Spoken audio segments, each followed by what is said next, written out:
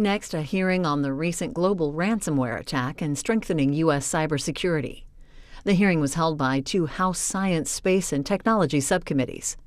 The attack began on May 12th and infected more than 300,000 users in 150 countries. This is an hour and 50 minutes.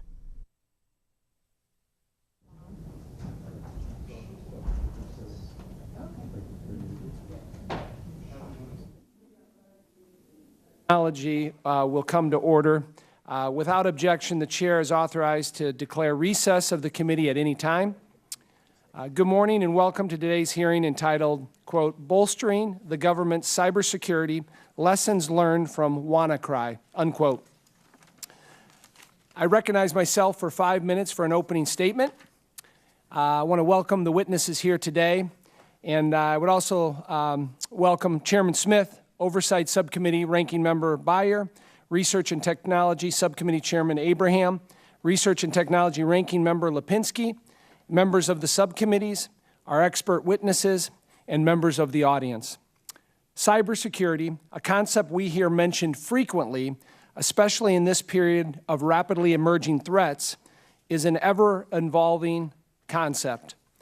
Maintaining an effective cybersecurity posture requires constant vigilance as new threats emerge and old ones return.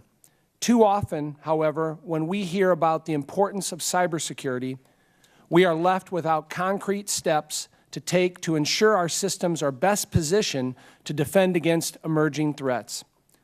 One of the goals of today's hearing is to learn about real, tangible measures the government can take to ensure its IT security systems are appropriately reinforced to defend against new and emerging threats, including novel and sophisticated ransomware threats. The specific focus of today's hearing will be the recent Wannacry ransom attack, a new type of ransomware infection which affected over 1 million unique systems last month in a worldwide attack that impacted nearly every country in the world. Although the concept of ransomware is not new, the type of ransomware employed by Wannacry was novel. Wannacry worked by encrypting documents on a computer, instructing victims to pay $300 in Bitcoin in order to regain access to their users' documents.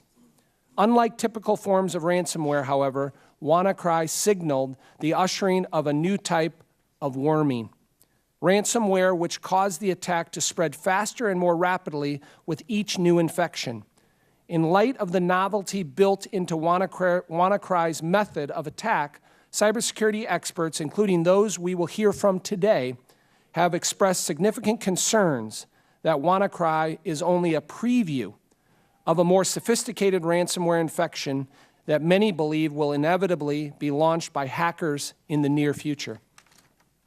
Beginning May 12, 2017, the Wannacry ransomware infection moved rapidly across Asia and Europe, eventually hitting the United States.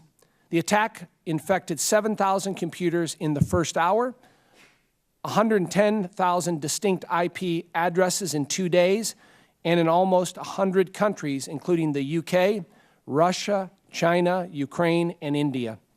Experts now believe Wannacry affected approximately 1 to 2 million unique systems worldwide prior to activating the kill switch. In Illinois, my home state, Cook County's IT systems were compromised by Wannacry, reportedly one of the few local governments subject to the attack. Although Cook County has worked to appropriately patch their systems, it is important that we ensure that all vulnerabilities are appropriately remedied in the event of a more sophisticated attack. Fortunately, the hackers responsible for Wannacry mistakenly included a kill switch, which was uncovered by an employee of Kryptos Logic and used to terminate the attack. Kryptos Logic employee exploited a key mistake made by the hackers when he registered the domain connected to the ransomware attack. Experts estimate that the kill switch prevented 10 to 15 million unique worldwide system infections and reinfections. Although based on information available thus far, the federal government systems were fortunately spared by Wannacry. We want to ensure that the government is sufficiently prepared in the likely event of a more sophisticated attack. Additionally, the committee wants to hear what Congress can do to appropriately address this climate of new and emerging cybersecurity threats. Through the lens of the aftermath of Wannacry, today's witnesses will help shed light on key steps the government should take to ensure its systems are protected. We will also hear today about how public-private partnerships are an instrumental tool to help bolster the government's cybersecurity posture. Finally, we will learn about how the President's recent cybersecurity order, which makes NIST's cybersecurity framework mandatory on the executive branch, is a significant step toward ensuring the federal government's cybersecurity posture incorporates the most innovative security measures to defend against evolving threats. It is my hope that our discussions here today will highlight areas where improvement is necessary, while offering recommendations as we move forward to ensure the federal government is prepared to respond to emerging cybersecurity threats. I look forward to hearing from our distinguished witnesses. I now recognize the ranking member of the Oversight Subcommittee, Mr. Byer, for an opening statement. Thank you very much, Mr. Chairman. I'd like to thank you and Chairman Comstock for holding this hearing. Cybersecurity should be a chief concern for every government, business, and private citizen. In 2014, the Office of Personnel Management's Information Security Systems and two of the systems used by OPM contractors were breached by state-sponsored hackers, compromising the personal information of millions of Americans. That same year, hackers released the personal information of Sony Picture executives, embarrassing emails between Sony Pictures employees, and even copies of then unreleased Sony movies. In 2015, hackers also took control of the power grid in the western Ukraine and shut off power for over 200,000 residents. These three quick examples show the varied and widespread effects of cybersecurity breaches. So we know the cybersecurity breach that was the genesis for this hearing was the Wannacry outbreak. Wannacry Ransomware infected at least 300,000 computers worldwide and could have been much worse. So I want to thank CEO Nino, head of Kryptos Logic, for being wise enough to find an employee who found that kill switch, unless you did it yourself. And we're very lucky that that was found quickly, and fortunate that federal systems were resistant to Wannacry. But we know we may not be as lucky the next time. We must continue to strengthen our cybersecurity posture. By the way, in preparing for this, I've learned from our wonderful staff people that I really need to upload our security upgrades every time I get a chance on our personal computers and on our smartphones. The May 11th executive order on strengthening the cybersecurity of federal networks seeks to build on the Obama administration's successes in the cybersecurity arena. And I'm happy that the Trump administration, I don't agree with them on every topic, but they've taken this next good step. The executive order calls for a host of actions and a myriad of reports on federal cybersecurity from every government agency. Simultaneously, the Trump administration has been slow to fill newly vacant positions in nearly every government agency. And my concern is that these understaffed agencies are going to have significant difficulty meeting the dictates of the executive order.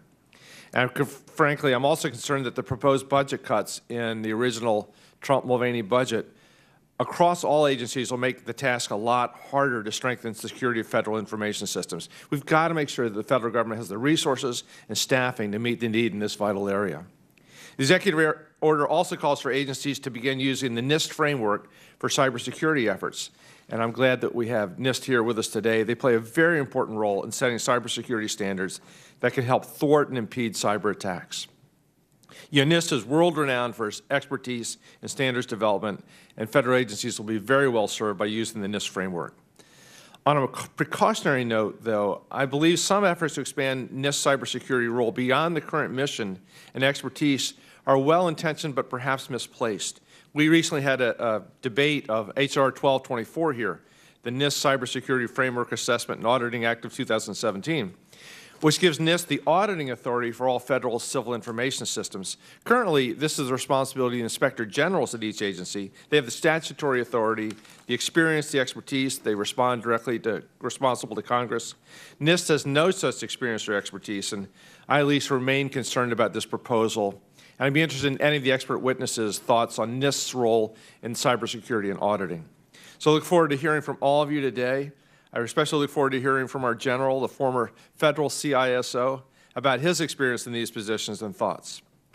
One final note, Bloomberg reported this week that the Russian meddling in our electoral system was far worse than what's been previously reported.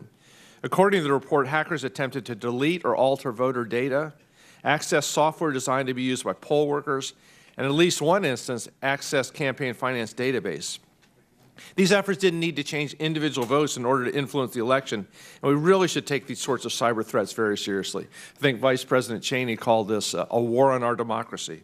So, Mr. Chairman, this committee held more than a half a dozen hearings on cybersecurity issues during the last Congress, including one on protecting the 2016 elections from cyber and voting machine attacks.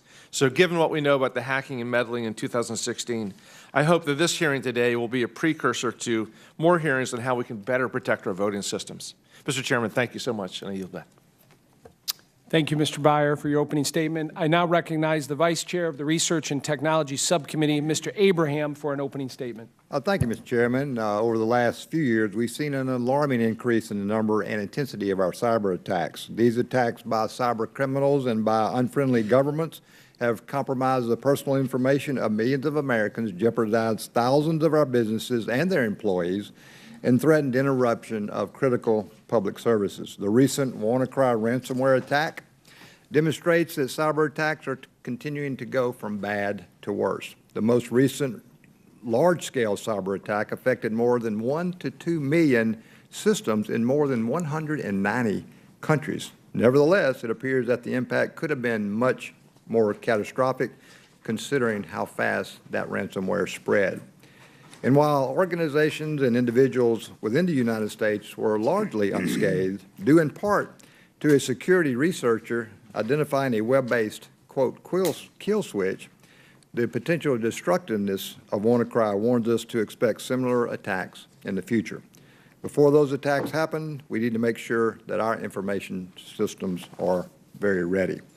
During a Research and Technology Subcommittee hearing earlier this year, a witness representing the U.S. Government Accountability Office, the GAO, testified, and I quote, "Over the past several years, GAO has made about 2,500 recommendations to federal agencies to enhance their information security programs and controls. As of February 2017, about 1,000 recommendations had not been implemented," unquote. It is clear that the status quo in federal government cybersecurity is a virtual invitation for more cyber attacks. We must take strong steps in order to properly secure our systems and databases before another cyber attack like Wannacry happens and puts our government up for ransom. On March 1st, 2017, this committee approved H.R. 1224, the NIST Cybersecurity Framework Assessment and Auditing Act of 2017, a bill that I introduced as part of my ongoing interest over the state of our nation's cybersecurity.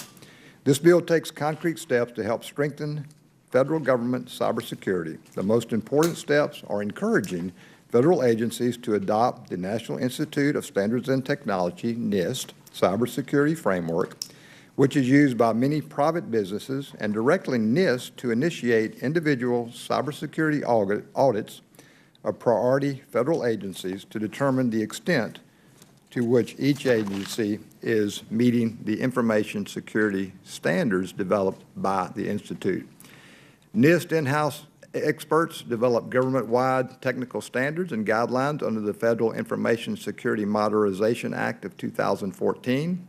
And NIST experts also develop, through collaboration between government and private sector, the framework for improving critical infrastructure cybersecurity that federal agencies are now required to use pursuant to the President's recent cybersecurity executive order.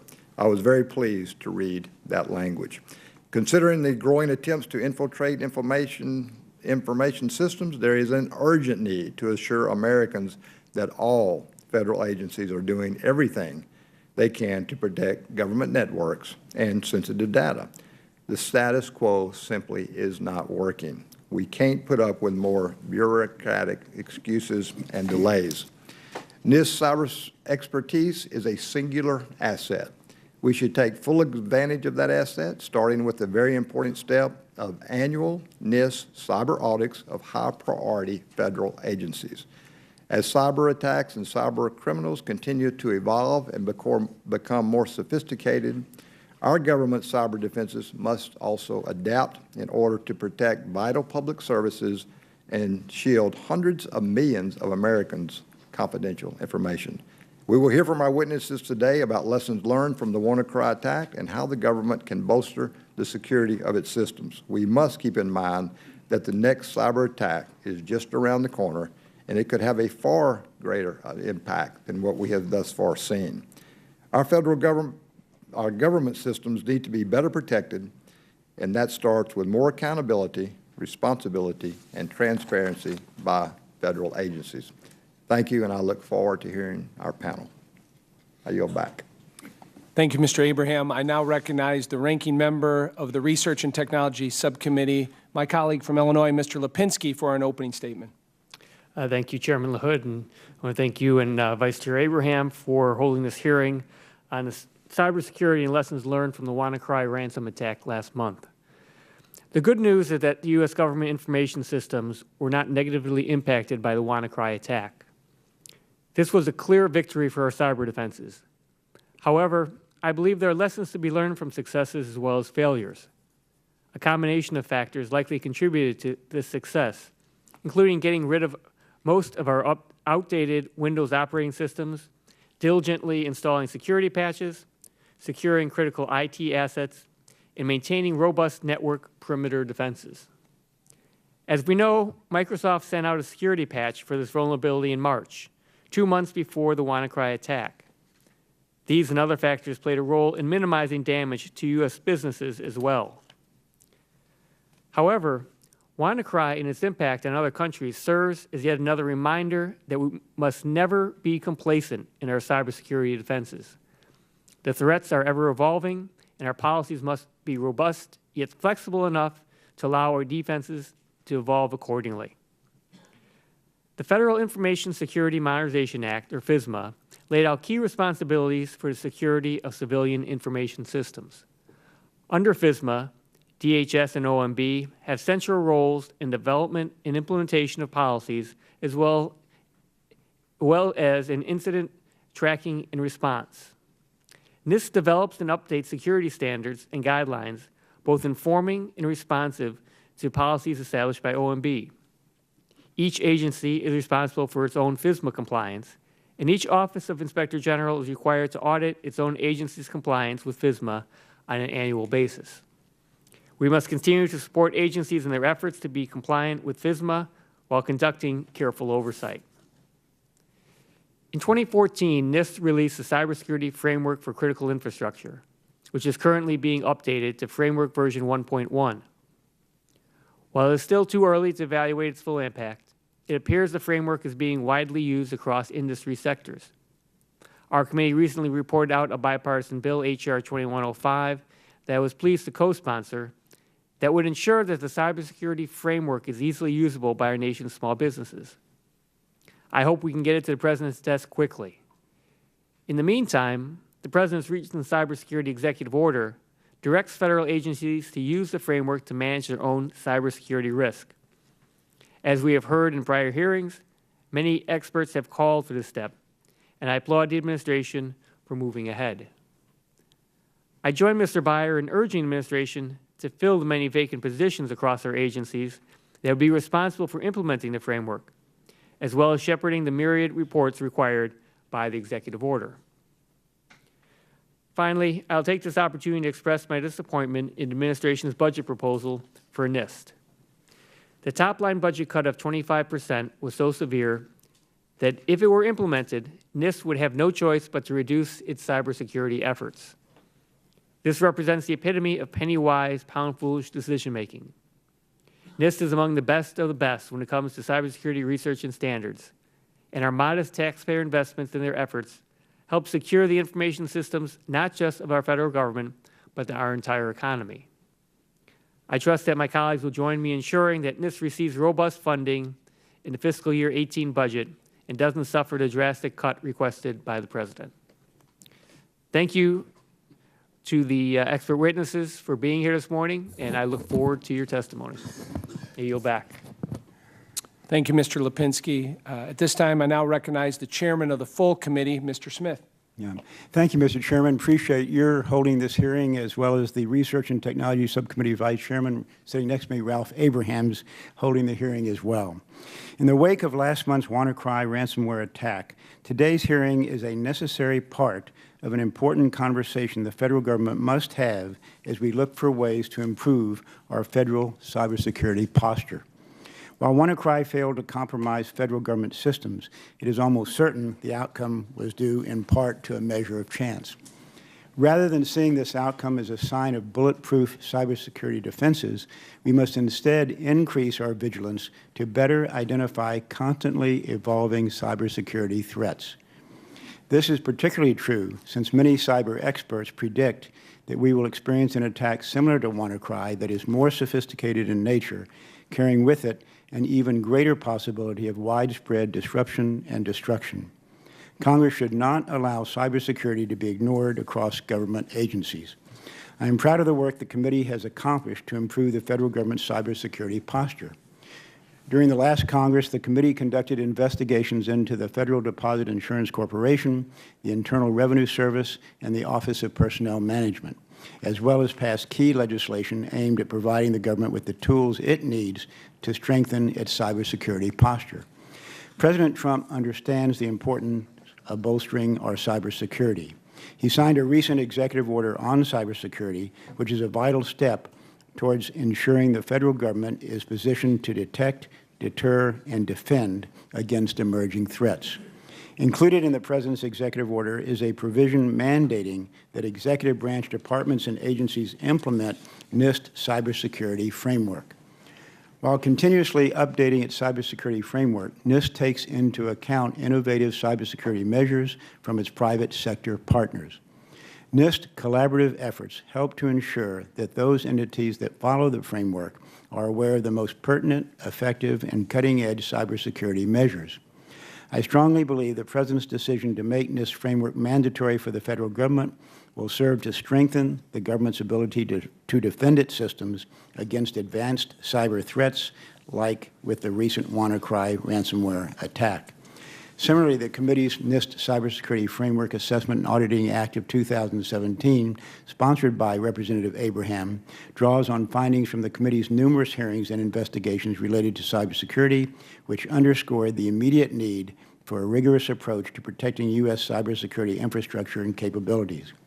Like the President's recent executive order, this legislation promotes federal use of the NIST Cybersecurity Framework by providing guidance that agencies may use to incorporate the framework into risk mitigation efforts. Additionally, the bill directs NIST to establish a working group with the responsibility of developing key metrics for federal agencies to use. I hope that our discussions here today will highlight distinct areas where cybersecurity improvement is necessary while offering recommendations to ensure cybersecurity objectives stay at the forefront of our national security policy discussions. And with that, I'll yield back, Mr. Chairman. Thank you, Chairman Smith. At this time, let me introduce our witnesses here today. Our first witness is Mr. Salim Nino, founder and chief executive officer of Kryptos Logic. Mr. Nino is credited with discovering new solutions for companies such as IBM, Dell, Microsoft, and Avaya. He received his bachelor's degree in computer science from California State University at Long Beach. A Kryptos Logic employee, as we've discussed in the UK, is credited with largely stopping the Wannacry attack. We'll hear more about that during Mr. Nino's testimony today. Our second witness today is Dr. Charles Romine, Director of the Information Technology Laboratory at NIST. Dr. Romine received both his bachelor's degree in mathematics and his PhD in applied mathematics from the University of Virginia.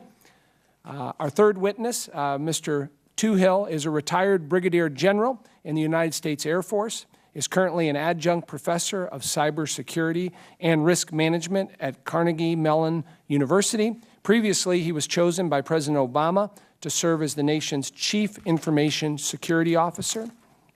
Mr. Toohill received his bachelor's degree from Penn State University and a master's degree in systems management and information systems from the University of Southern California.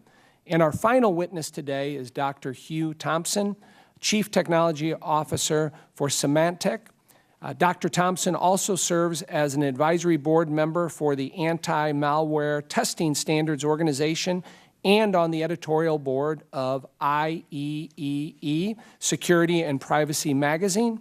Dr. Thompson received his bachelor's degree and master's degree and PhD in applied mathematics from the Florida Institute of Technology.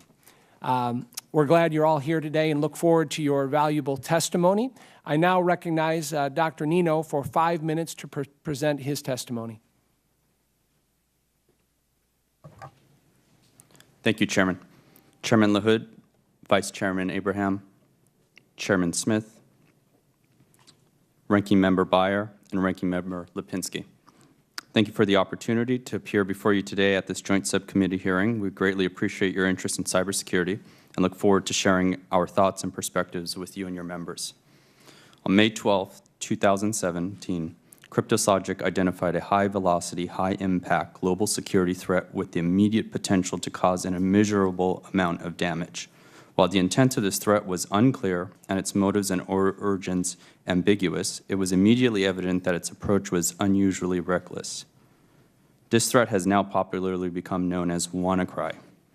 It was at this time that Marcus Hutchins, our Director of Threat Intelligence for Kryptos Logic Vantage breach monitoring platform, notified me of our team's active monitoring of the developing situation. On this date at approximately 10 a.m. Eastern Time, while investigating the code of Wannacry, we identified what looked like an anti-detection mechanism, which tested for the existence of certain random-looking domain name. Our team proceeded to register the domain associated to this mechanism and directed it to one of our sinkholes, controlled by and hosted on the Kryptos Logic network infrastructure. We then noticed and confirmed that the propagation of the Wannacry attack had come to a standstill because of what we referred to as a kill switch having been activated by our domain registration efforts. While our efforts effectively stopped the attack and prevented Wannacry from continuing to deploy its ransom component, we knew by then that the attack had already propagated freely for many hours at minimum. Based on the velocity of the attack estimated by sampling data we collected from our infrastructure currently blocking the attack, we believe that anywhere between 1 to 2 million systems may have been affected in the hours prior to activating the kill switch, contrary to widely reported and more conservative estimates of 200,000 systems. 1 month after registering the kill switch domain, we have mitigated over 60 million infection attempts. Approximately 7 million of those are in the United States. And we estimate that these could have impacted at minimum 10 to 15 million unique systems. I will note that the largest attack we thwarted and measured to date from Wannacry was not on May 12th or May 13th when the attack started, but began suddenly on June 8th and 9th on a well-funded hospital on the East Coast of the United States. It is very likely the health system is still unaware of the event. We measured approximately 275,000 thwarted infection attempts within a 2-day period. Another hospital was also hit on May 30th. In another part of the country, a high school in the Midwest was just hit at the beginning of June 9th. Presumably, every system at this location would have had its data held hostage if not for Kryptos Logic kill switch. Moreover, Kryptos Logic has been under constant attack by unidentified attackers attempting to knock our systems offline, thus disabling the kill switch and further propagating the attack. The earlier of these attacks came from a well-known Mirai botnet, which took down large portions of the United Kingdom, Germany, and the East Coast, parts of the East Coast of the United States earlier this year. Despite these attempts, our systems remain resilient and we increased counterintelligence measures to mitigate the amplitude of attacks against us. We believe the success of Wannacry illustrates 2 key facts about our nation's systems. Vulnerabilities exist at virtually every level of computer infrastructure, ranging from operating systems to browsers, from media players to internet routers. Exploiting and weaponizing such vulnerabilities has a surprisingly low entry barrier. Anyone could join in, including rogue teenagers, nation-states, and anyone in between. So how do we adapt and overcome and mitigate these threats and weaknesses? While many cybersecurity experts who have come before me offer the usual gloomy, there are no silver bullets, I've had the opportunity to play on both fronts. On offense via penetration testing and red team competitions, and on defense providing protection to global 100 organizations with very high enterprise risks. Our attack responses must be more agile and with higher velocity and intensity. While the nation has considerable literature on risk maturity models and various frameworks, the actual resources for cyber defense are scarce, and there simply is not presently an adequate level of highly skilled, highly experienced, and highly available operators in the cybersecurity field. While there is no shortage of good ideas, which claim to be able to solve the infinite amount of problems, and every subsequent idea needs development, support, testing, maintenance, etc., all of which we characterize as developer debt. Unfortunately, many of these solutions take too long to procure and end up being outdated and essentially useless before the ink dries on the paper it is written on. I am optimistic, however, that there is a successful path and strategy forward. Application and software level mitigations which protect against the exploitation techniques used by the hackers have moved the needle to protect against exploitation of the very fabric on which we build our defense assumptions. Mitigations, able and incomplete, are nonetheless effective and have increased the cost of identifying vulnerabilities in systems and developing programs to exploit them. Other mitigations include various design approaches like compartmentalization of data, systems, and transmissions. Such mitigations have measurably raised the bar required for mass exploitations in critical communications software like internet browsers, web servers, and other protocols which are fundamental to business continuity. Investing in technology doesn't necessarily guarantee any actual improvement. In fact, one could argue that introducing more technology stacks exacerbates the maintenance debt and creates immediate monetary loss because there are few metrics or analytics to actually measure the effectiveness of any particular technology. This is because we are typically years behind the attacks in terms of the sword and shield battle. As these resources ebb and flow, knowledge gaps are also created, and the loss of domain knowledge specialists who cannot immediately fill these gaps and replace them. We also must be less risk-averse in terms of the defensive operations we undertake, more open to failure, and ready to adapt and learn from these failures. We need a stronger focus on threat modeling and fire drill simulations that will focus on the events of magnitude which would cause significant damage. A significant response with the Wannacry incident was that there was no real guidance or course of action that was well communicated. The media focused on points contrary to defense whodunit, and this incident could have resulted in a complete breakdown of processes had this been an unpatched zero-day vulnerability, and there was no luxury of a kill switch. The largest success, though incomplete, was the ability for the FBI and the NCSC of the United Kingdom to aggregate and disseminate the information Kryptos Logic provided so that affected organizations could respond. Information sharing can be valuable, but our framework can be vastly improved by triaging cybersecurity threats and events of magnitude in a clear and repeatable scale, not too dissimilar to the Richter scale, which measures the energy released in an earthquake.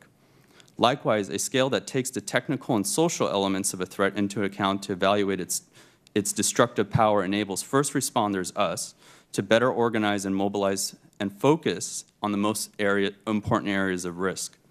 While there do exist various scoring systems for evaluating the purely technical element of a threat, they fall short in terms of clear and actionable information outside of information technology.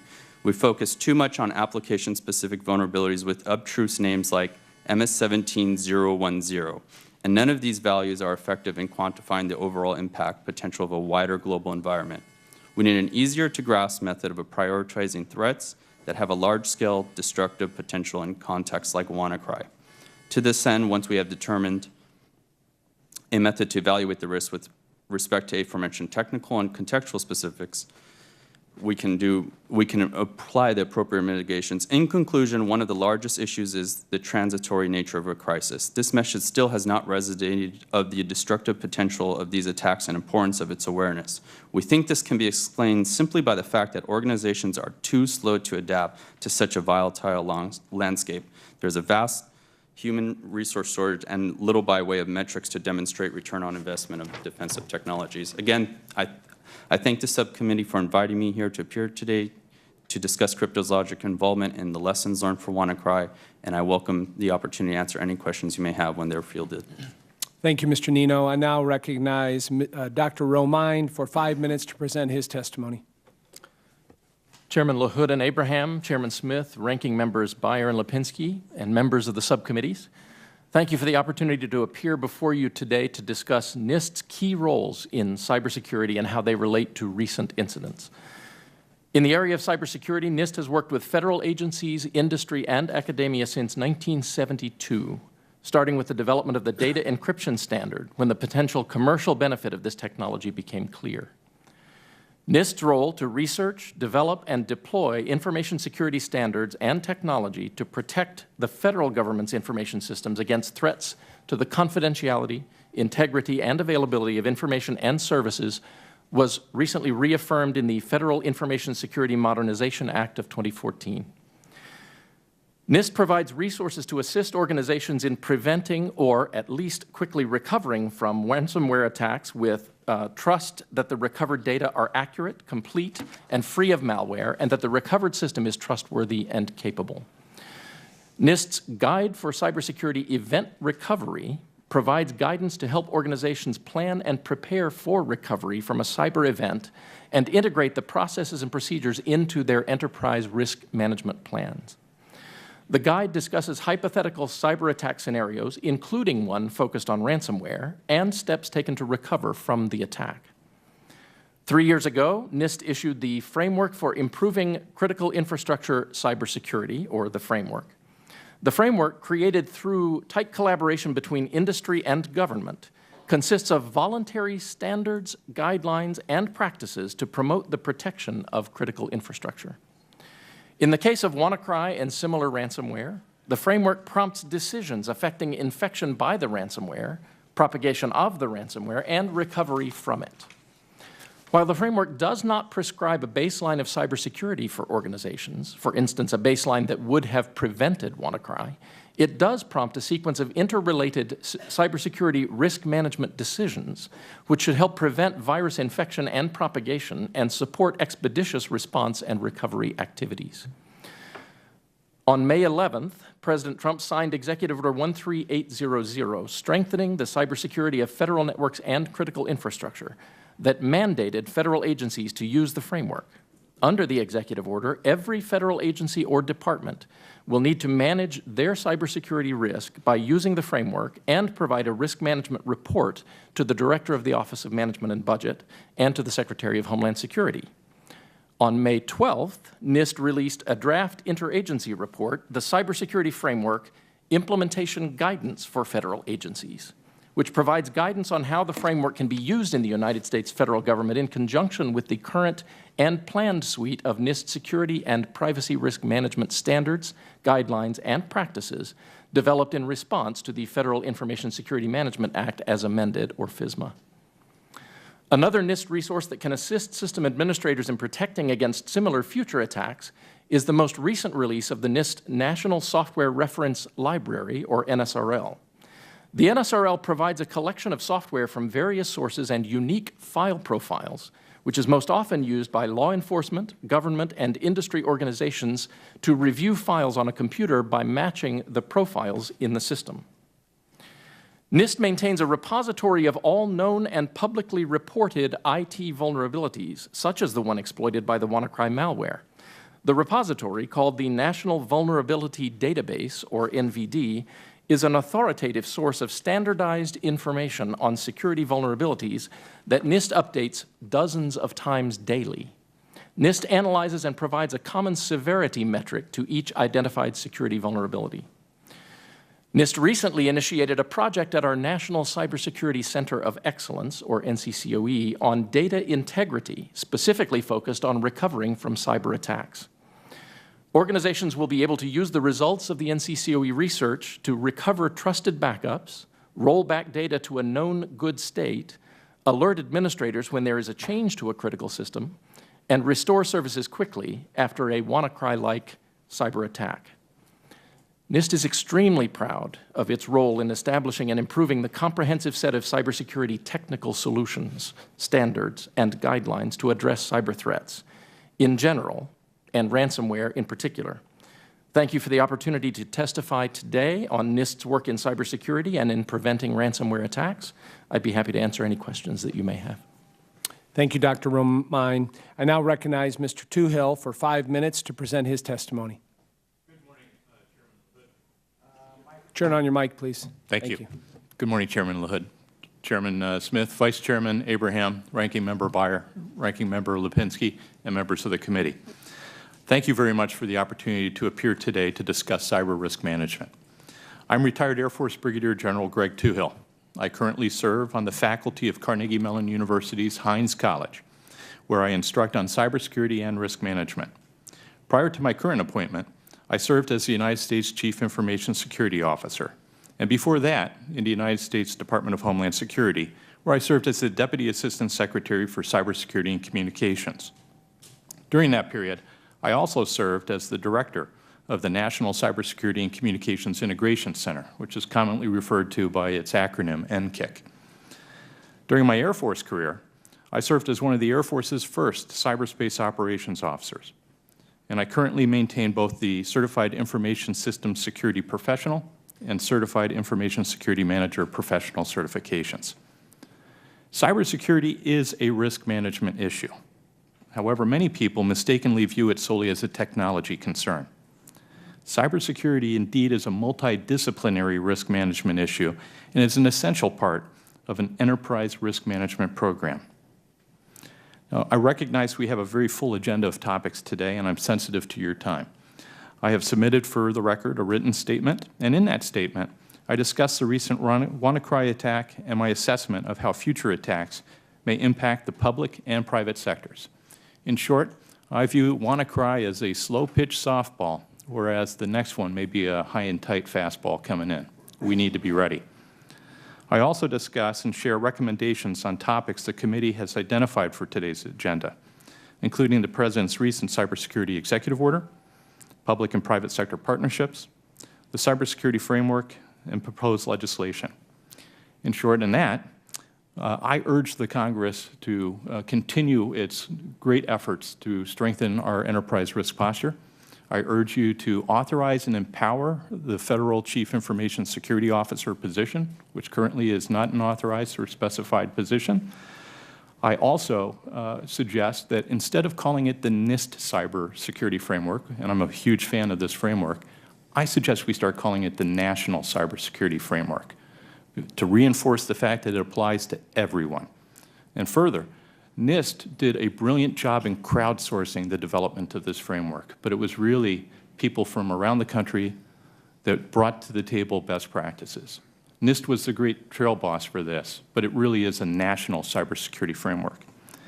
And then finally, in regards to the proposed H.R. 1224 legislation, I congratulate the committee and the members of the Congress for taking the initiative to really reinforce the need to implement the framework across the federal government.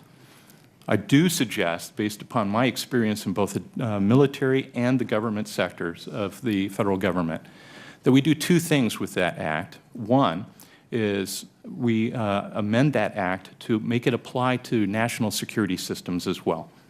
Having served extensively in the military and in the federal government, I believe that the National Cybersecurity Framework applies equally to national security systems, and I recommend that you make that amendment.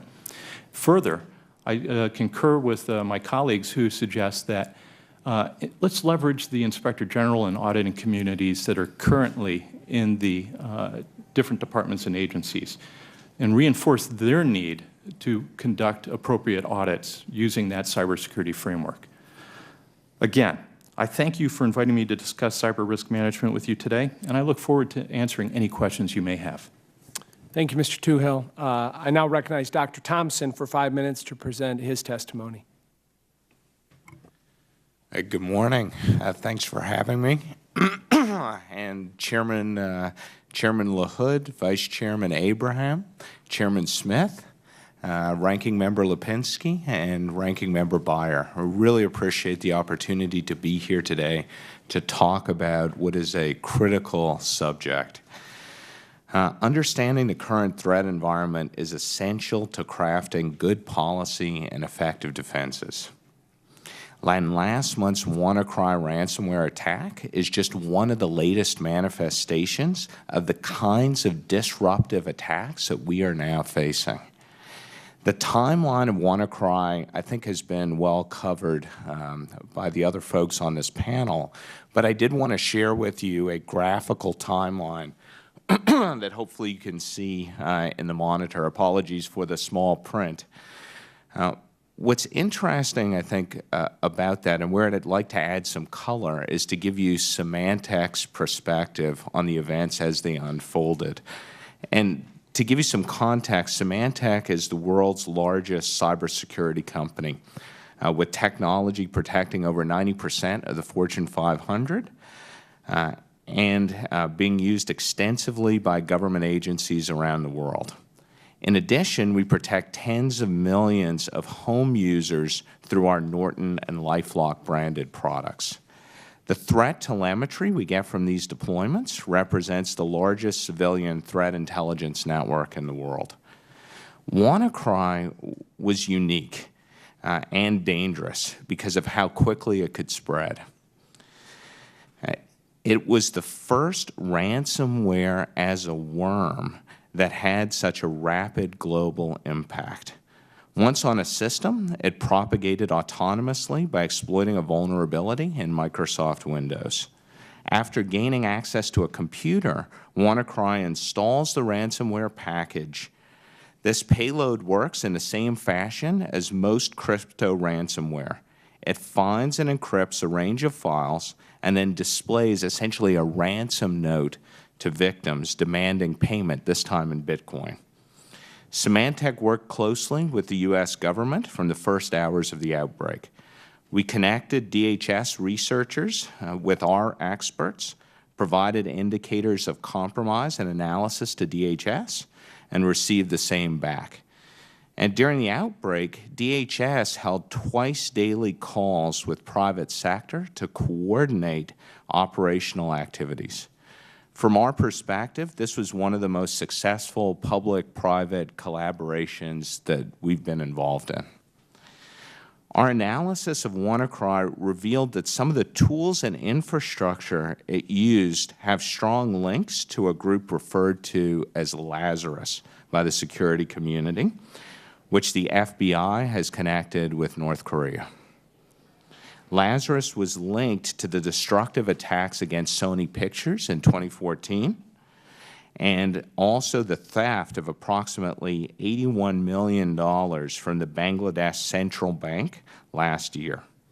The links we saw between Wannacry and Lazarus include shared code, the reuse of IP addresses, and similar code obfuscation techniques. As a result, we believe it is highly likely that the Lazarus Group was behind the spread of Wannacry.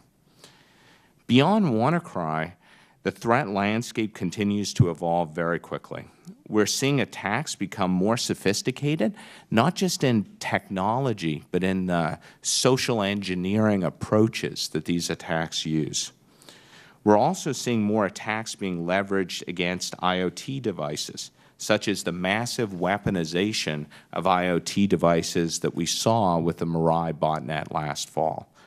Mirai launched one of the largest distributed denial-of-service attacks on record and led to significant disruption of major cloud services. The explosive growth of attacks like Wannacry and Mirai, I think, underscores the need for preparation and deploying integrated and layered defenses. These attacks also show that response and recovery planning and tools is an essential part of cyber risk management, because when good defenses will stop many attacks, we have to be prepared that a determined adversary may get through those initial defenses, and we must lay a foundation for recovery. There's no question that Wannacry was an important event, but unfortunately, it will not be the last of its kind. In fact, it's more likely an indicator of what's to come. Good fortune played a significant role in minimizing its impact, particularly in the U.S., but we will not always have luck on our side, which is why we must learn the lessons of Wannacry and make the necessary improvements to our defenses and response capabilities. This hearing is an important part of that effort, and we appreciate the opportunity to be here. Look forward to answering any questions that you may have. Thank you. Thank you, Dr. Thompson, and thank all the witnesses for your testimony. The chair recognizes himself for 5 minutes, and we'll begin questioning. As I talked about in the beginning, the title of this hearing today is Lessons Learned from Wannacry. And we've talked a lot this morning about Wannacry and how that played out across the world. But in terms of what we've learned about the genesis and origin of where this came from, I know the Washington Post came out with an article yesterday that the NSA has linked the Wannacry computer worm to North Korea. I'm wondering if, Dr. Nino, you can talk a little bit about the genesis and origin of where this came from, particularly because it appears it's from a nation state. And I know there's references to what occurred with Sony Pictures and also with the Bangladesh Bank, and what we know about it and what's being implemented, I guess, on the government side to prevent this or hold an entity or the government accountable. Thank you, Chairman.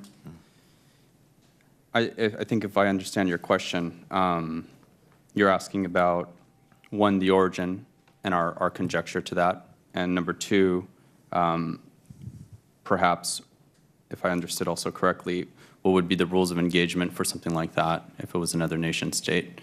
Why it may not be, why we think it's ambiguous and to conjecture over the origins of Wannacry. There are tales of code in there that suggest one way or another that some nation state could have been responsible. Unfortunately, and as I said in my written testimony, anyone could have created this level of attack, and often misdirection is found typically in binaries like these attacks we see. I would compare it perhaps in an analogy to photoshopping a program to look a certain way. Or it could have simply just been what it is, which is exactly what we see. It's hard to tell, so I won't say that I know the origin of the attack, nor should I conjecture on it, but what I can say is that these attacks are very difficult to attribute, and Kryptos Logic is a cybersecurity company, not an intelligence agency, so it'd be very difficult for us to pursue an answer to that. As far as rules of engagement, I also think that the question segues the same way. It would be difficult to create attribution and origin to any of attack, and therefore rules of engagement would be very difficult for us to give any kind of assessment on. Dr. Thompson? This was truly an interesting attack. We spent a lot of time in our research labs looking at both the code that was used in Wannacry, but also where Wannacry communicated out to. And there were very, very close similarities to other kinds of attacks that we've seen, specifically attacks that we attribute to a group called Lazarus. And these attacks, this malware, the reuse of strings in that malware, the reuse of command and control infrastructure out on the internet by that malware, led our researchers to believe that this is strongly linked to the Lazarus group. Now, similar to my colleague on the end, we're not the intelligence community either, and I agree with those comments that attribution is often difficult, but what we've seen leads us to believe that it was a part of this Lazarus group, and separately, the FBI has linked the Lazarus group with North Korea, and I think, Chairman LaHood, the article that you're referring to from yesterday is another potential evidence point on that as well from the NSA. Thank you. Dr. Nino, we talked about the kill switch and how that stopped the attack, but we also referenced the fact that last week a hospital on the East Coast and a high school were subject to attack. Can you explain how, if the kill switch was implemented correctly, how the hackers responsible for Wannacry were able to continue to perpetuate the attack despite the registration of the kill switch? Absolutely. Although I'd like to be a doctor, it's Mr. Nino. You have to understand the material makeup of the actual malware and how it works. Why Wannacry was so significant is that it's self-propagating. That's what gives it the title, a worm, if you will, meaning the actors don't need to even be in existence. And sometimes we refer to these things as zombies, zombie botnets, because they continue to proliferate regardless of the actors or parents or creators of the particular attack. In the case of the examples I gave in the testimony regarding the health system, which there are many, that was just let's say, a corner case that was very significant. The worm continues to propagate because it is scanning and seeking to expand itself, and that portion of the worm is not subject to the kill switch. So its expansion and spreading, which in effect is still exploiting systems worldwide. What is not triggering is the payload, if you will, the ransom component. And that component, therefore, doesn't trigger. Most of these organizations worldwide right now don't know they're getting actively exploited still. But it's because they don't see the ransom portion of it. So that's why we have 60 million attacks thwarted to date, if not more. And so just nobody knows it's still happening. And that's why I said I don't think the message has resonated, given those figures, that this still needs to be patched. And this again points to the point of resources. Thank you, Mr. Nino. I'm out of time. I will yield to the ranking member, Mr. Byer. Okay, yeah. Thank you, Chairman LaHood, very much. And I'm just so impressed by our panel today. There's so much information here. And congratulate Dr. Romine and Dr. Thompson for being PhD mathematicians. That's wonderful. We actually, Jerry McInerney was here just a little while ago, a member of Congress, who's I believe our only mathematician in Congress. But and Mr. Nino, congratulations on winning the hacking tournament. I never had a chance to say that before, but that's very cool. And General Tuhill, it's very cool that you're now, after all the things you've done in your life, combat and diplomacy and first CISO, to be up there at Carnegie Mellon with their buggy races around Schenley Park. Every university has something that makes it cooler than every place else. So. And General, I want to start with you. You talked in your long written testimony about HR 1224, co-sponsored by a bipartisan bill here, but we have expressed a lot of concern about the audit function that NIST would be asked to take on. And I was particularly fascinated by your points, which we didn't raise when we had the hearing here, that it would make it much more difficult for NIST to be viewed as an honest broker, that this would change their perceptions about their current and future roles, have a chilling effect on many of the relationships that NIST has within government and industry, that a lot of these relationships are quote-unquote learning relationships based on a common quest to identify and incorporate best practices. And this would change those relationships not in a good way. It might inhibit or stifle the free exchange of information from public and private entities to NIST. Can you expand on that at all? This seems to be a pretty powerful argument against that audit function. Yes, sir. You know, frankly, I'm a fan of the intent of the legislation. Section 20A, in making sure that folks are, in fact, using the cybersecurity framework across the federal government, I think is brilliant. We need to follow through on that big time. And frankly, it was something I was promoting while I was the United States Chief Information Security Officer. And as a matter of fact, my last Federal Chief Information Security Officer Council meeting in January of this year, I proposed, and we had a unanimous vote amongst the Council, to do a risk assessment for the federal government based on the framework. So that portion of the legislation I'm wholly supportive of. Section 20B, the proposal to do the auditing and compliance activities, I'm also a fan of. I think it's important that we do auditing and compliance. However, I do stand by what I wrote in the written testimony, that I think that NIST is not the best place to put that. It doesn't have the culture, it doesn't have the mission, it doesn't have the personnel to do it as effectively as the existing Inspector General and auditing functions. And from a practical standpoint, NIST is a great organization that I've been working with for the last 35 plus years. And the relationships that NIST has is, in fact, as a neutral party that is on the quest to choreograph efforts to find the best ways of doing things. An auditing function or a compliance function, on the other hand, is looking to see if you are, in fact, following the checklist.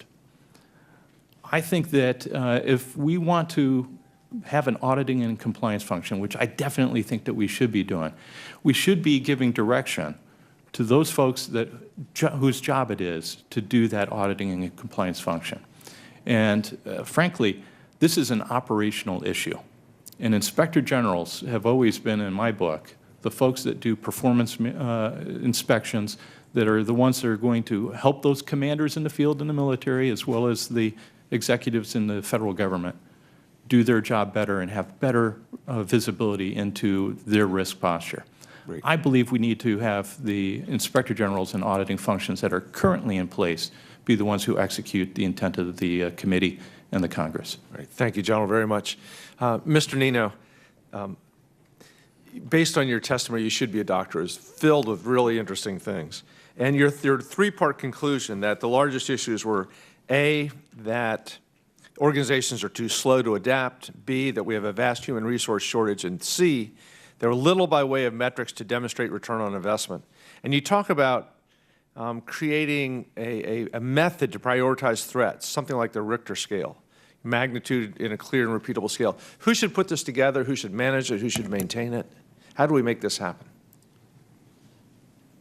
I think it would be interesting to see NIST participation in something of this, where it's basically crowdsourced through various academics and commercial and private entities that could look together and see how they're prioritizing risks and threats, and then see if that could be in some way put into some sort of simulation system that allows to be scalable, where people as a resource is not scalable. Technology can be, and that would be an effective area. I also see that the commercial sector alone can produce that as well, and that could be adopted. But I think that anytime you have some sort of regulatory mandate, it's taken much more seriously.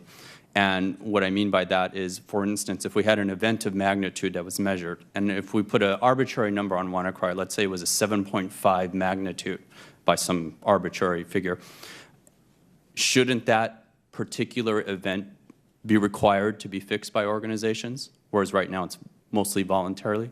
So if a water system or a power grid doesn't fix it even after Wannacry post, shouldn't we see that sort of mandate where we can know that that is regulated because that event of magnitude has context versus you can't boil the ocean when it comes to patching vulnerabilities. We're not going to win that war. It's infinite. But we should be able to win the war of at least the attacks we know about. Very great. Thank you very much. Mr. Chair, yield back.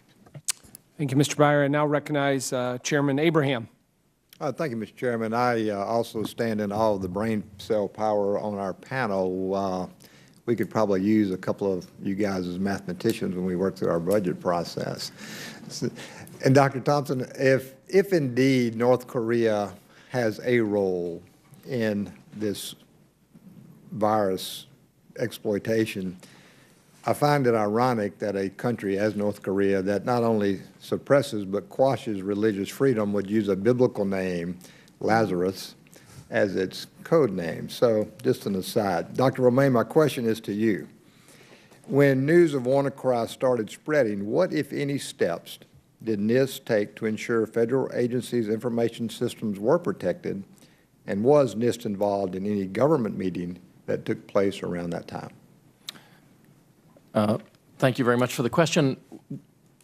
The response for an event like Wannacry, from the NIST perspective, the primary goal as a scientific institution and as an institution that provides guidance is to learn as much as we can about the incident and about not the origin from a country point of view, but the technical origins, and to determine whether the guidance that we issue is sufficiently robust to help organizations prevent this kind of attack.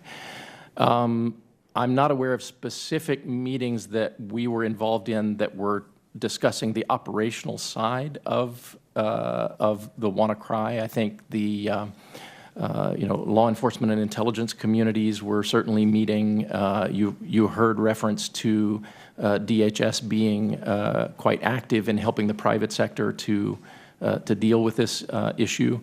From our perspective, it's more learning whether we can improve the guidance that we make available to entities to try to not only prevent these attacks, but also recover from them and to be prepared for them in the future. Okay, and I'll stay with you for my second question. In your testimony, which I did read, you said that NIST recommendations and the NIST guide for the cybersecurity event recovery and cybersecurity framework would sufficiently address the Wannacry incidents. Will the requirement in the cyber executive order to agencies to implement the framework help them be better prepared in the future to defend against these types of incidences? And will this be enough, or should more be done?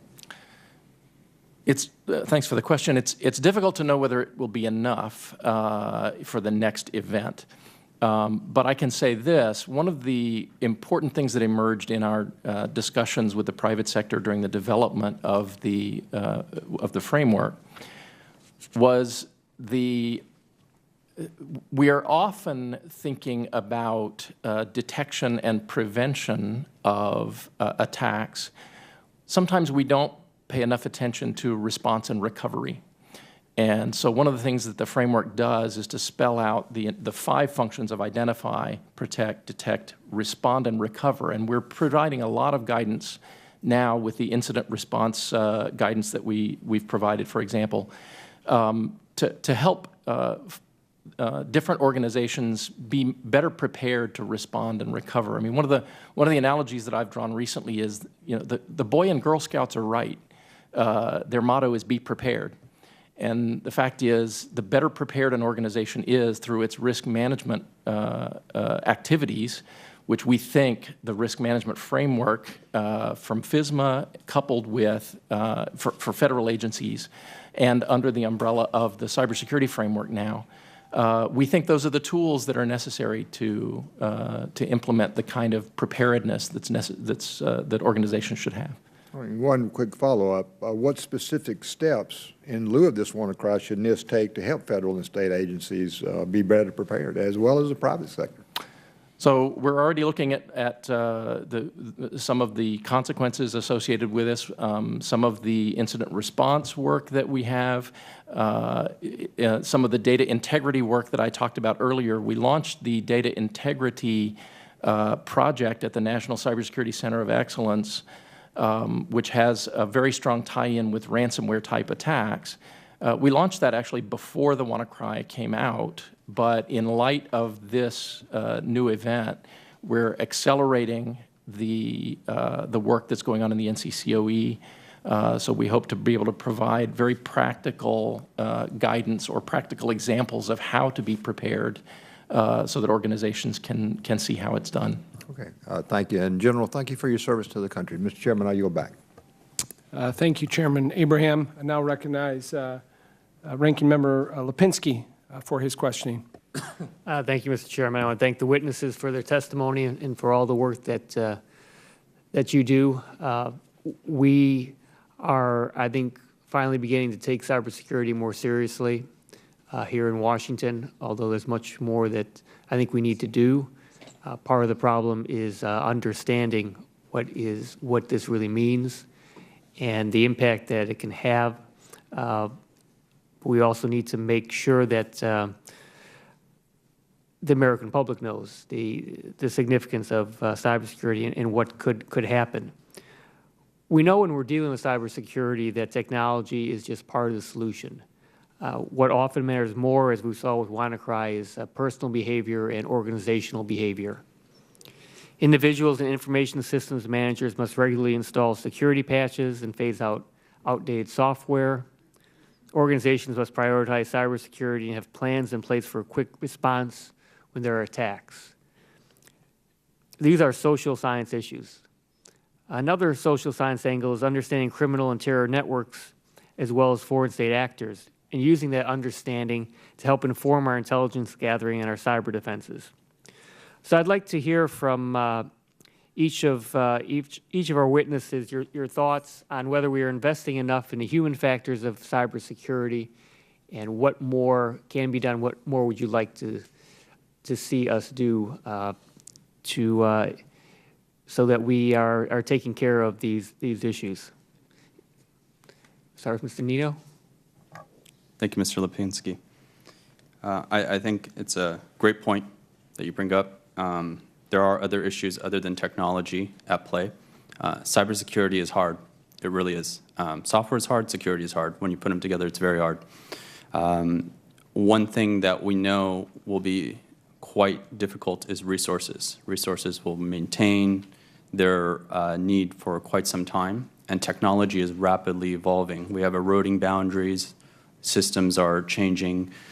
We have digital transformation that continuously happens, so we have to relearn our resources and people. This makes it very difficult for those responsible in those areas to manage risk to actually keep up with the actual threat, the pragmatic threat, not just the way we measure our own threats, but in reality, like Wannacry.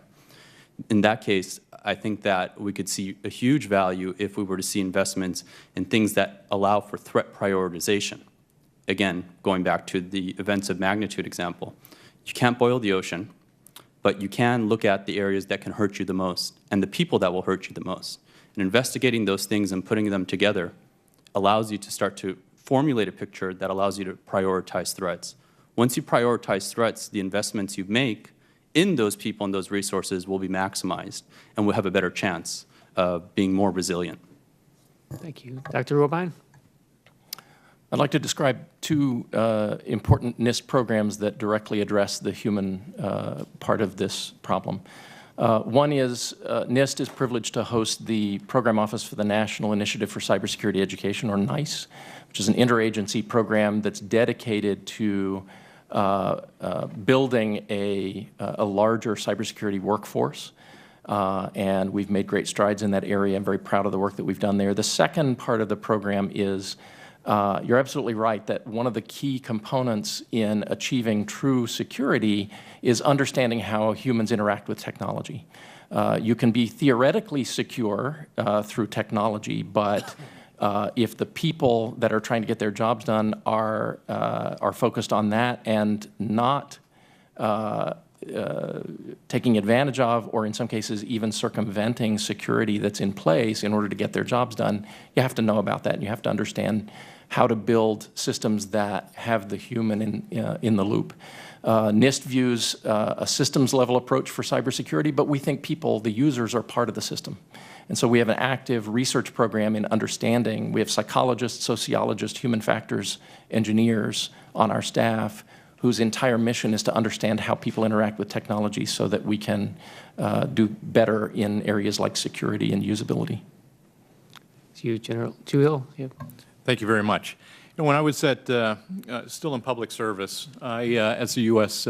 Chief Information Security Officer, I plotted out 5 strategic lines of effort.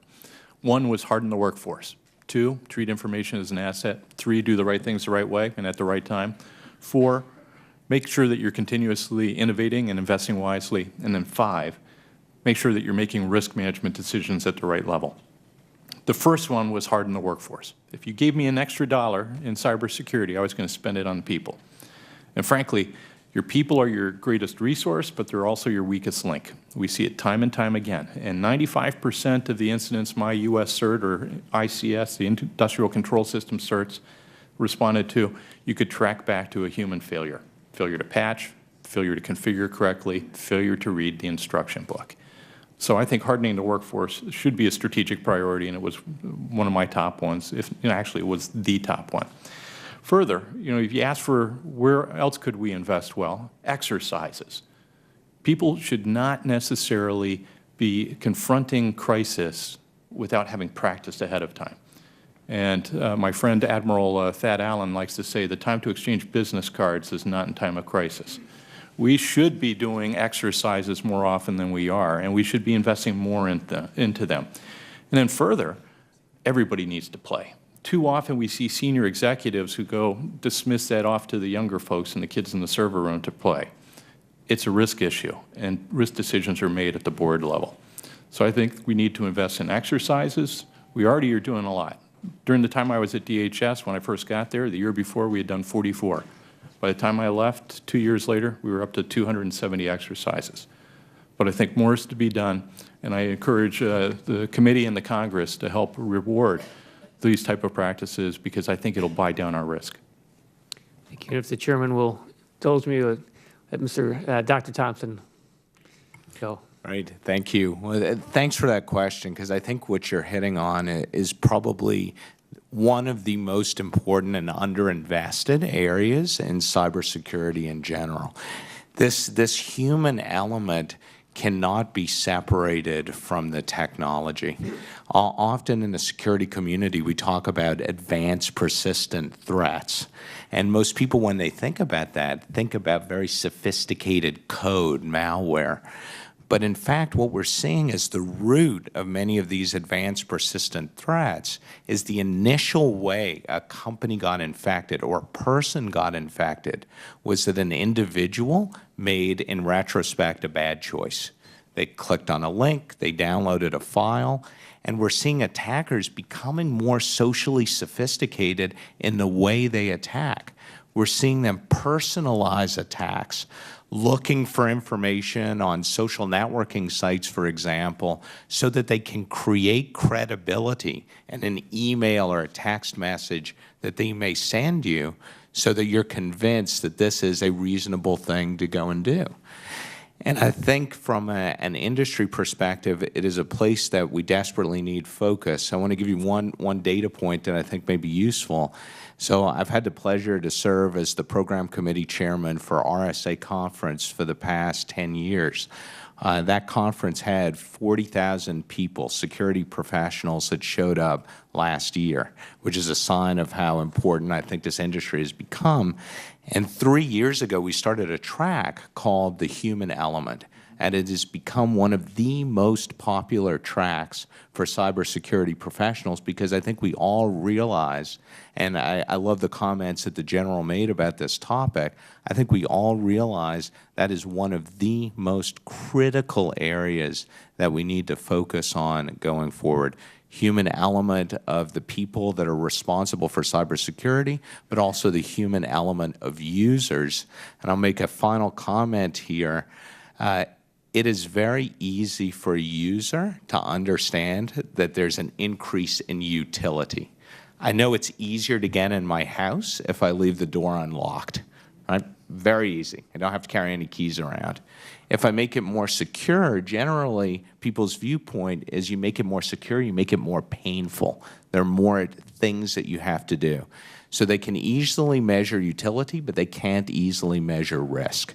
And we need to do a better job at helping the individual, the citizen, recognize risk. Thank you very much. Thank you, Mr. Lipinski. I now recognize Congressman Higgins for his questions. Thank you, Mr. Chairman. Mr. Nino, congratulations on shutting down Wannacry. That was a big mistake by whoever designed that worm, was it not, to leave the domain unregistered? It's hard to say what it is. Could have been intentional, could have been non-intentional. We think it was non-intentional, but it's hard to say. But it definitely was a mistake in any regard. Well, congratulations on discovering it. What would Wannacry have done to the world had that kill switch not been I could only give a thumbnail of what that might look like, but given today, we're seeing millions of thwarted attacks per day. You also have to realize that the velocity of the attack of Wannacry had slowed significantly as a result of the kill switch. So generally, mathematicians will say these are exponential attacks, things like that. This could have been a very, very massive attack. Most systems were affected. Most cyber experts agree that it appears that North Korea was behind Wannacry. Do you agree? I think that there are tails in the software program that you could use to associate it, but I do believe that intelligence is cumulative beyond cyber. Cyber is very difficult to attribute. You need other areas to attribute a particular What's your opinion? Attack. Was North Korea behind Wannacry? I don't really want to comment. I've seen other people make very good conjectures about it being China. I've seen other conjectures as it just being random people, but I don't think it's worth commenting because I'm just not a subject domain expert in intelligence. Intelligent and safe answer, sir. When security software is designed, how easy is it for the designer to build a backdoor access that would be virtually undetectable within that cybersecurity software? We've seen that a multitude of times, and there's very good studies from a variety of areas. The level of entry to do that is very low. Thank you for concluding that. Brigadier General, my question is to you, sir, and thank you for your service. Are you familiar with Kaspersky Labs out of Moscow? I am familiar with Kaspersky Manufacturer Labs. of cybersecurity products, of a long list of cybersecurity products that top intelligence officials at the FBI, the CIA, the NSA, others advise this body that they don't trust Kaspersky, that they would not use their product on their personal devices. However, it's still used widely across the United States government, various departments. Can you explain that to this committee? Well, sir, I don't know what kind of conversation my colleagues from those agencies had with this committee. However, as I go and I take a look at the different products that are in the market today, I believe that the American products are the best ones out there. And just on a value proposition, I buy American. I concur. Yeah, that's a Brigadier General speaking right there.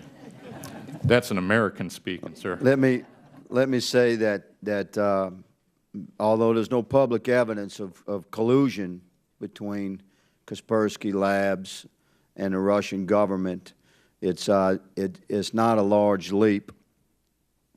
And Eugene Kaspersky has suggested that his products have no ties to the Russian government. However, it's part of the national conversation, Mr. Chairman, and it's widely known that the Russians have been involved in efforts to influence governments across the world with cyber attack. And Mr. Kaspersky has suggested that he would testify before this body. I strongly suggest that we take him up on his offer. I'd sure like to talk to him regarding the kill switch in North Korea. That having been a rather glaring error on the part of the designer of that worm cyber attack. Mr. Nino, what do you think happened to that guy in North Korea? It was a kill switch, wasn't it? So this message is should it get to any of the cyber attack, cyber experts in North Korea, if you can get out of the country, you're welcome in the West. We'd love to have you before this committee. We'll give you some real good food. Mr. Chairman, I yield back. Thank you, Congressman Higgins. I now yield to Congresswoman Esty. Thank you very much. This has been very enlightening and extremely helpful.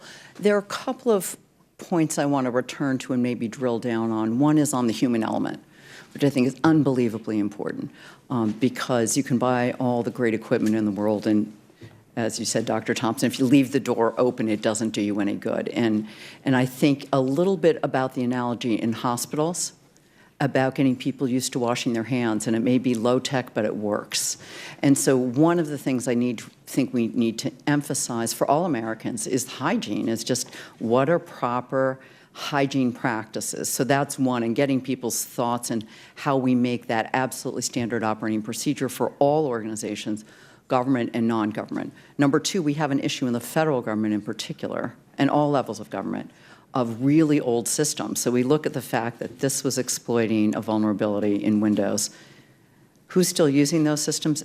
Overwhelmingly, I can tell you it's local and state governments that don't have any money, and they're still using these old systems. So that makes it an even greater issue.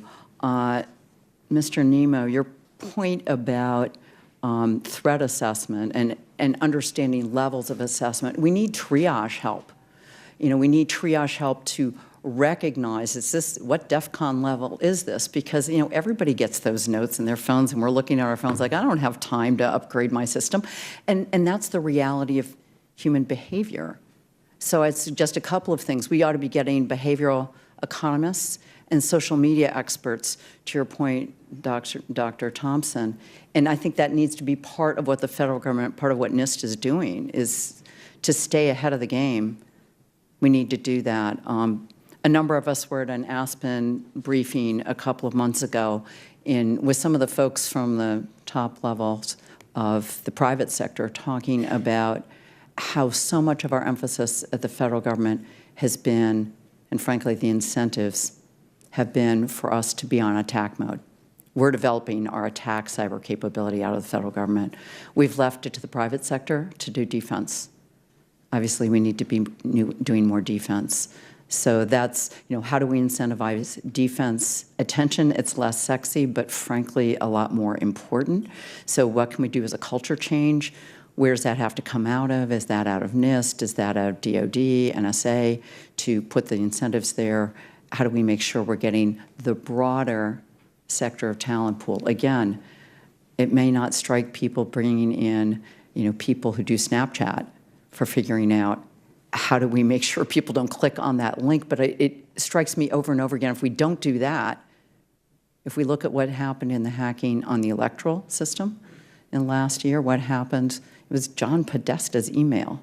It was someone who clicked on a link, and it is going to be the weakest link and the strongest link at the same time. So anyone who has thoughts on that whole bunch of stuff I just dumped, that's what happens when you're at the end of the hearing. You're batting cleanup and want to raise a number of issues. But again, thank you very much. I look forward to following up with all of you, and thank you for your efforts and in joining with us and figuring out how we can do better for America. Thanks. Thank you, Congresswoman. I'll just make two very quick points. One is we have active research going on now under the program that I just talked about to understand human behavior, trying to understand susceptibility to phishing attacks, and sort of what are the things that factor into people not recognizing that something is a phishing attack. And so there's research coming out about that. With regard to culture change, I think maybe it's underappreciated sometimes, the culture change that's going on in boardrooms and among CEOs who, in light of the framework as a catalyst, I think, for this, but I think this might have been on their radar anyway, but the framework is a means of catalyzing the understanding on the part of boardrooms and CEOs that managing risk to reputation and financial risk and business operational risk and all of the other risks that you're already managing as a CEO, you now have the tools that you can use to incorporate cybersecurity risk into that entire risk management. I'd like to pile on to that. First of all, on the cyber hygiene, we all need to do better. And we've worked very closely with NIST to help promote the national cyber education programs that we have, and I think we really need to do better on that. As a matter of fact, I propose that we probably need a Woodsy Owl, Smokey the Bear type of thing. I called it BITE. Let's get the kids out there fully educated and bring that pipeline up. And we've been working with NIST and across the interagency to do that. And we also need to incentivize. We shouldn't necessarily be seen as the government that's here to help, but not really help, but to over-regulate. We need to encourage and incentivize folks to do the right thing, to buy down their enterprise risk. But we also have to recognize that risk is an intrinsic part of any management of any business. And we have to be very careful that we don't hamshackle the different boards and C-suites from actually managing their risk. And we need to give them the tools and the support to be good wingmen to help them make those risk decisions. And then finally, we've had a lot of discussions publicly in this town over the last 2, 3, 4 years about roles and missions as to who does what in helping folks. As for me, having served in uniform for over 30 years and then having done some public service on top of that, I think it really takes teamwork. And I view the DOD and NSA and the intelligence community's mission to help us with deterrence and interdiction. Let's stop them and take the fight to the bad guys out in the foreign shores. But when it comes to protecting hometown America, I believe that that's more appropriate for DHS and the work that's being currently done in the NKIC to choreograph different activities across the federal government and better serving the citizens. Just a quick comment. First, I support the general suggestion that we resurrect Smokey the Bear. I think it would be great to see him again and maybe kind of repurpose him for this effort. But I will say first, Congresswoman, thank you so much for your comments. I very much agree with what you said about this human element. I can tell you that the practice of security, I think, is changing very much because of that. And I think about the folks that we hire at Symantec as an example. The kinds of folks that are hunting down the malicious networks today aren't just the computer scientists and mathematicians, but they're computational linguists, they're behavioral psychologists, they're anthropologists. They're people that are looking at the human behavior of an attacker group. So that's one side. On the consumer side, which we sell to with Norton, we spend an amazing amount of time thinking about how do we make security similar to the iPad. And I call it the iPad because it's the only piece of technology I think I've ever given to my mom, and I didn't have to give her any instruction about how to use it. She just understood it. And we spend a massive amount of time now, today, on design. How do we make it intuitive? How do we make it easier to be more secure than less secure? And I think that is where a lot of effort must go in the security community today. How do we make it easier to be more secure than less secure? Thank you, Congresswoman Este. I was just thinking, as you referenced Smokey the Bear, maybe a new company, Smokey the Bear Malware, would be something you could... We'll register the domain, Mr. Chairman. Thank you. I now recognize Mr. Palmer for his questions. Mr. Nino, first, accept our thanks for the quick thinking that allowed the kill switch to prevent so many infections. But with regard to your measurements, however, you suggest that the number of 200,000 infections is too low, and that before the implementation of the kill switch, there may have been 1 to 2 million infections. In that regard, how do you then explain that practically no one tried to pay the ransom, if there were that many more? I think there were some who tried to pay the ransom, be it the measure of success of that is hard to determine. I think we also... What you've got is that from many studies that a large portion of the companies do pay the ransoms when their computers are encrypted, but by monitoring the Bitcoin while it's advertised in the Wannacry malware, it seems that less than 500 people did so. That's 0.02 of 1%. Sure. Well, I think that's very inconsistent. Yeah, with what you're saying. I think that when you look at, it's hard to associate the payments to the actual spread, and I'll tell you for a variety of reasons. One, when you look at the actual attack and the magnitude of the attack, and then you try to trace it to the payment, if you look at the mechanisms to make the payment, it was one, not clear whether you would get your systems back anyways. And at this point, the attacks have been abandoned. So we know that if you paid the ransom, you didn't go anywhere. Most of the media and many of the experts were suggesting not to pay the attack. We were asked the same question, and we said you would have to base your own risk organization and determine if you should pay the attack. However, what I can say is the data that we are receiving is absolute. When we get this data, we've been doing this. It's not just Wannacry. We've been doing this for close to a decade. We see and visibly analyze data that comes in. It is accurate.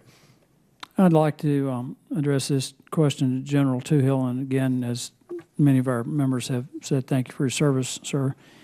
Your testimony refers to people who were infected by running Windows 95, but published industry reports are saying that almost everyone that was infected was running Windows 7. So isn't it true that the main reason people were infected was because an intelligence community vulnerability was leaked to the public? Turn on your mic, please. Yeah, thanks. Sir, thanks for the question. Just for clarity's sake, in my written testimony, I highlighted Windows 95 as being used as an exemplar. However, there was plenty of other different operating systems that were very susceptible to this type of attack, including Windows ME, 7, a lot of unpatched systems. But I'm asking about an intelligence community vulnerability that was leaked to the public.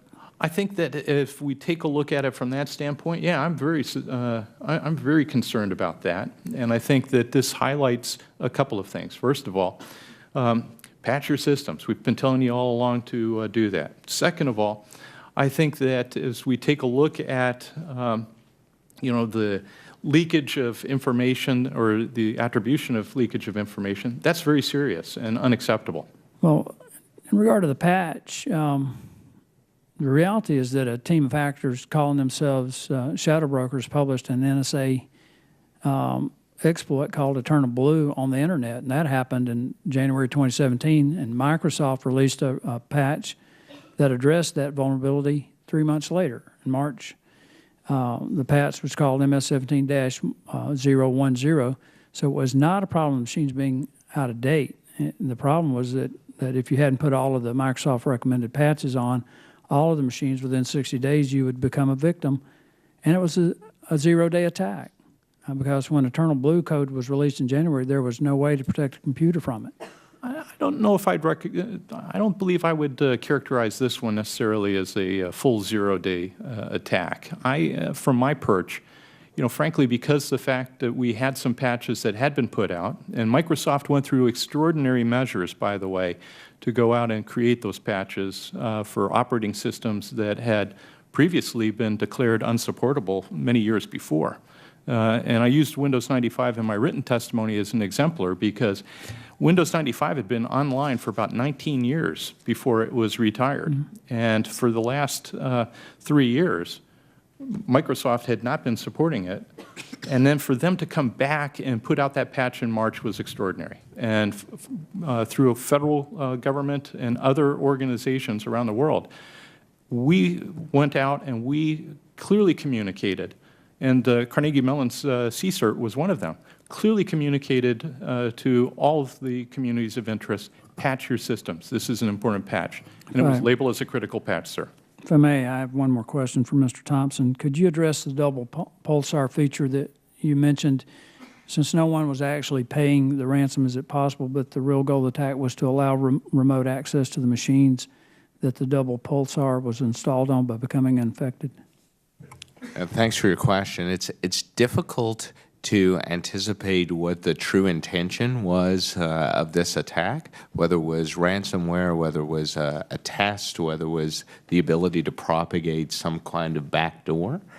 But what is, I think, interesting as a characteristic of the attack, which I think goes back to your first question of why didn't we see, quote, normal or expected rates of ransomware payment, the back-end infrastructure that was set up was very weak compared to the typical piece of ransomware that we see out there in the wild. And it is pretty incredible. Many of these ransomware attacks have a very robust infrastructure behind them. They have almost the equivalent of customer support for people that have been infected with the ransomware. We didn't see that level of sophistication here in the back end. I thank the witnesses for their answers. I yield back. Thank you, Mr. Palmer. Now yield to Congressman Webster for his questions. Thank you, Mr. Chairman. Thank you for having this meeting, and a joint meeting, and thank you, each of you, for coming. But I'll tell you, my mind has been on something else, and the statements that were given here were similar to that, in that they fit. There was an attack yesterday, and I thought about how the fact that it was an advanced persistent threat. And not only that, was it a personalized attack. And there's some people, there's in fact my seatmate here, who acted heroically to turn it around. And so that's what was on my mind. These Capitol Police who serve us, who protected life yesterday, along with the heroic acts of many of the members of this Congress. Maybe it's a different kind of threat, but it was real. And in this particular case, there was no human error. And so I wanted to take this time that I have, just a few minutes, and say thank you for our people who work here and for the members who serve here who prove there still are heroes in our country and they just haven't been exposed yet. And there was some yesterday that were exposed. So thank you, Mr. Chairman. Yield back. Thank you. I think we have a couple more questions. We're going to go just for a short second round here. I'll yield myself 5 minutes. Dr. Romine, you note in your written testimony that the National Vulnerability Database, NVD, that NIST maintains and, quote, updates dozens of times daily, unquote, of all known and publicly reported IT vulnerabilities, documented that vulnerability that the Wannacry malware exploited. A recent report notes that 75% of the vulnerabilities documented last year were disclosed elsewhere first, and that it takes on average 7 days between the discovery of a vulnerability and its reporting on the NVD. What is the reason for the delay there, if you could talk about that, and is NIST working to get rid of that lag time? Thank you for the question. We're always interested in trying to shorten time to deliver really important information to our stakeholders. In the case of NVD, our goal is not first to disclose or first to disseminate although we want to do it as early as we can. Our real goal is accurate curation, including an assessment of the impact that a vulnerability might have, and that assessment requires a certain amount of analysis that has to be done before we can include something in the National Vulnerability Database. The other reason for that is that the disclosures are often from sources that are not necessarily reliable from our perspective, and including information about vulnerabilities from sources that we're not that we don't view as authoritative would not be in our best interest for the NVD, I don't think. And was there a delay in reporting the vulnerability that the Wannacry malware exploited? I don't know the exact duration between the time that we received the report and the time that we put it in the NVD. I'm sure it was a matter of days. Okay. Thank you. Those are all my questions. I yield to Mr. Byer. Thank you, Chairman, very much. General, you were the first Chief Information Security Office, and you took that position, I guess, last September under the Obama administration. Yes, sir. Do you believe the federal government should have this federal CISO position? And I know the Trump administration hasn't filled it yet, but any reason why you left at the time that you did, and any concerns about whether it will be refilled? Well, first of all, thank you for the question. I believe that this is a best practice to have a Chief Information Security Officer in different organizations. The first Chief Information Security Officer position was created in the private sector over 20 years ago, and it took about 20 years for the federal government to create one. I think it is critically important as part of an enterprise risk management approach that you do, in fact, have someone who is focused on information security and the risk to the enterprise, and advising the corporate community, as it were, up, down, and across as far as what those risks are and best practices to buy down and manage that risk. Within the federal government, we still don't have an authorization for a federal Chief Information Security Officer in statute. It was my position was appointed as an administrative appointment, and I think that as we take a look at as we move forward, and the executive order that just recently came out is a great step forward. I think we need to firm up and make sure that this position is an enduring position, but we also need to authorize and empower the position such that that Chief Information Security Officer can, in fact, have the authorities to choreograph and direct activities that are necessary to better manage our risk. As far as the appointment goes, I look forward to seeing who the administration brings forward, and I will coach and serve as wingman for that person. Great. While we're talking executive orders, you made the really interesting case that we overclassify, that the default position right now is to make everything the highest thing, and that we should instead make the default position the lower level of classification and argue our way up. How do we operationalize that? Is this executive order, legislation, memoranda of understanding? Thank you for that question. I'm very passionate about it because I was responsible for public and private sector partnerships while I was at DHS, and the information sharing between the public sector and the private sector. And frankly, we overclassify too much time-sensitive information in the federal government, in my view. And I believe that the solution set is going to have to be a combination of legislation as well as executive action. So I think that really both branches of government are going to need to partner up as far to determine the best means of getting information out faster to folks so that we can take timely and actionable actions in this fast-paced cyber environment.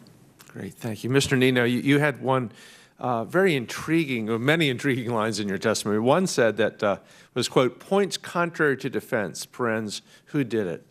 And what I understood from that is we spend too much time trying to figure out who is Lazarus or who is Bayrob, or rather than trying to defend ourselves. Can you expand on that? Because I confess, as a naturally curious person who watches Law and Order and CSI and all this stuff, I want to know who did it. I think that the barrier of entry at this point is that anyone could do it. So conjecturing over who has done it is a very difficult task because cybersecurity is something that can be easily misdirected. You never really know who the attack is. And focusing on that doesn't solve the problem that we're vulnerable. We are vulnerable. So if you leave the door open, there could be thousands of people that walk by your house every day. Would it really matter if it's because you leave yourself exposed that who has done it? They do it because they can, and we should not make it that way. We should make it so that we are resilient and we are a very strong nation in regards to defense. Great, thank you. Dr. Thompson, do you want to pile on at all? I do, thank you. It's interesting. We don't spend very much time looking at who did it as in who is the country behind it, who is the enterprise behind it, who is the person behind it. But it's very critical for us to associate patterns of behavior. So if we associate attack A with attack B and then believe that these two things are connected, it will let us learn more about that group, the tactics that they use, and make us better prepared to protect against a new attack sight unseen. And that was the case with Symantec's AV engines and our artificial intelligence engines because of previous training on this against the Wannacry malware. So it's critical for us to have that grouping together. And then we'll leave it up to the intelligence community to decide who that group actually belongs to. Great. Thank you very much, Mr. Chairman. Mr. Lipinski, you have any follow-up questions? No, I think I took plenty of time on my first round, so I think that counts. Just thank the witnesses for your testimony, all the work as I said, and we'll be continuing this discussion. So thank you. In closing, I want to thank all of the witnesses here today for your important, insightful, and impactful testimony here today. And as our two subcommittees look at legislation and public policy as it relates to cybersecurity and the ancillary issues of national security, economic vulnerabilities, privacy, we look forward to continuing to work with you on those issues and appreciate you taking time out of your busy schedule to be here today. And the record will remain open for 2 weeks for additional written comments and written questions from members. And at this time, the hearing is adjourned. Thank you. Mr. Chairman? Yeah, that was great. Yeah, it's very good. Yeah, good subject matter. Yeah.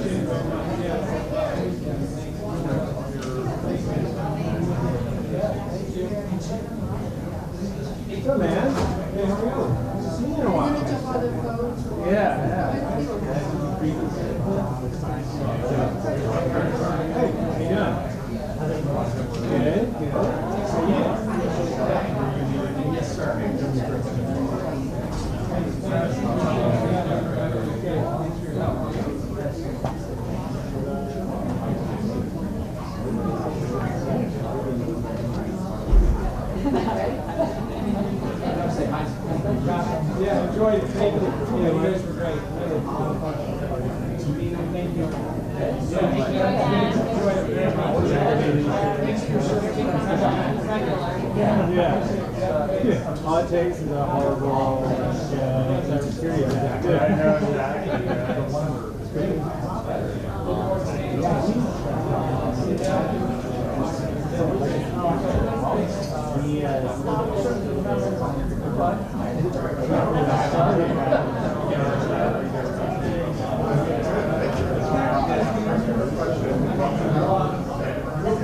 exactly.